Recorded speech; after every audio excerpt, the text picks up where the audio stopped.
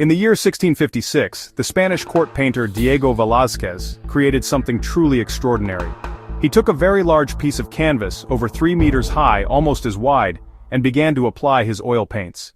The result puzzled and fascinated people for centuries. We call it Las Meninas, the Maids of Honor. Not just a picture of people in a room, a complex story, a statement about art, a glimpse into the private world of a powerful king. Standing before it in the Prado Museum in Madrid feels like stepping back in time into the Royal Alcazar of Madrid. The scene feels formal and surprisingly casual, not a stiff royal portrait. It feels like we've just walked in on a private moment. The central figure is the young princess, the Infanta Margarita Teresa, surrounded by her attendants. Look closer, so much more is happening. Dwarfs, a dog, a nun, and the artist himself. Las Meninas was not a painting commissioned in the usual way. It was created for King Philip IV of Spain, a monarch who deeply admired Velázquez and had appointed him as the official court painter. The king did not ask for a specific portrait or a historical scene. Instead, he seems to have given Velázquez the freedom to create something personal and profound. The painting was intended to hang in the king's private office in the Royal Alcazar Palace, a space where only he and his closest confidants would see it. This private context is key to understanding the painting's informal and intimate atmosphere. It was a work for the king's eyes only, a personal reflection on his family, his court, his favorite artist. The relationship between King Philip IV and Velázquez was exceptionally close. The artist had a studio directly within the palace, and the king was known to visit him almost daily, watching him work and engaging in conversation. Velázquez's style was shaped by several powerful influences. In his early career in Seville, he was deeply influenced by the work of Caravaggio, an Italian master known for his dramatic use of light and shadow, a technique called tenebrism. This is evident in the strong contrast between brightly lit areas and deep dark corners in Las Meninas. Another significant influence was the Venetian painter Titian. From Titian he learned about the expressive power of color and the importance of loose, visible brushwork. This combination allowed Velázquez to forge a style that was uniquely his own. At the very center of this grand stage is the 5-year-old Infanta Margarita Teresa, the daughter of King Philip IV and Queen Mariana. She is bathed in the brightest light pale blonde hair and shimmering white dress. Her expression is serious, almost questioning, as she looks out towards us. To her right, one of her maids of honor, Dona Isabel de Velasco, curtsies gracefully on her left. Another maid, Dona Maria Augustina Sarmiento de Sotomayor, kneels to offer her a drink on a golden tray.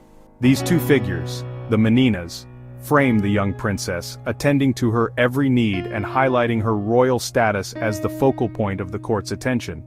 The composition expands to include a fascinating array of other court figures. To the right of the maids are the court dwarfs, common members of royal households in the 17th century. The German dwarf Mari Barbola stands with a solemn and intelligent gaze, looking directly out of the painting. Beside her, the Italian dwarf Nicolas Pertusato playfully nudges a large, sleepy mastiff with his foot. The dog remains calm and patient, a symbol of loyalty and a grounding presence amid the courtly activity. Perhaps the most surprising figure is the artist himself. On the left side of the canvas, Diego Velazquez stands before a gigantic easel, palette and brush in hand. He has paused his work to look directly out of the painting, towards the same spot the princess is looking. He wears the black attire of a court official and, significantly, the red cross of the Order of Santiago on his chest. The final and most mysterious characters are not in the room at all, but are reflected in a small mirror on the back wall. Here, we can just make out the faint images of King Philip IV and Queen Mariana. Their reflection suggests that they are standing where we, the viewers, are, making us question where one ends and the other begins. The room depicted in Las Meninas is actually a real space within the Royal Alcazar of Madrid, known as the Cuarto Principal, or the main room of the deceased prince, Baltasar Carlos. Velázquez uses this setting with incredible skill to create a sense of vast, cavernous space. The ceiling is high and lost in shadow. The walls are hung with large, dark paintings, which have been identified as copies of works by Peter Paul Rubens. The lighting in the painting is honestly nothing short of masterful. The primary light source comes from an unseen window on the right-hand side, casting a strong, clear light across the central group of figures. This light falls most intensely on the Infanta Margarita, making her the undeniable focal point. It catches the shimmering silk of her dress, the soft texture of her hair, and the pale skin of her face.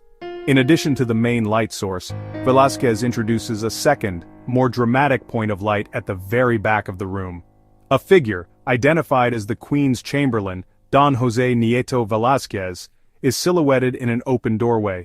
The technique Velázquez uses to capture this light is, honestly, pretty revolutionary. He applies paint with loose, energetic brushstrokes that, up close, appear almost abstract. A daub of white paint becomes the glint on a silver tray. A few quick strokes of ochre and white become the shimmering fabric of a dress. The air itself seems to be filled with light and shadow, making the scene feel vibrant and alive, as if the figures could breathe and move at any moment. When Las Meninas was completed in 1656, its importance was immediately recognized within the exclusive circles of the Spanish court. To them, it was a highly personal and innovative group portrait, a testament to the glory of the monarchy and the genius of its court painter. For Velázquez, it was the culmination of his life's ambition, a powerful declaration of the nobility of painting. By placing himself so prominently in the company of royalty, holding the tools of his trade, he was arguing that art was an intellectual pursuit, equal in status to poetry or philosophy, and not merely a manual craft. For almost 200 years, the painting remained a private treasure, hidden from public view within the Spanish royal collection. It was not until the Prado Museum opened in 1819 that Las Meninas was finally revealed to the world. Its impact on other artists was immediate and profound. Francisco Goya was deeply inspired by Velázquez's realism and his free, expressive brushwork. Goya created his own royal portrait, Charles IV of Spain and his family, which pays homage to Las Meninas' composition and unflinching honesty. In the 19th century, Edouard Manet was mesmerized by the painting, calling Velázquez the painter of painters. In the 20th century, Pablo Picasso gave perhaps the most famous response. In 1957, he became obsessed with the painting, creating a series of 58 works that deconstructed and reinterpreted Velázquez in Cubist form. The series shows one artist entering a centuries-long dialogue with another, proving the timeless power and complexity of the original. Today, Las Meninas remains one of the most important and studied paintings in art history.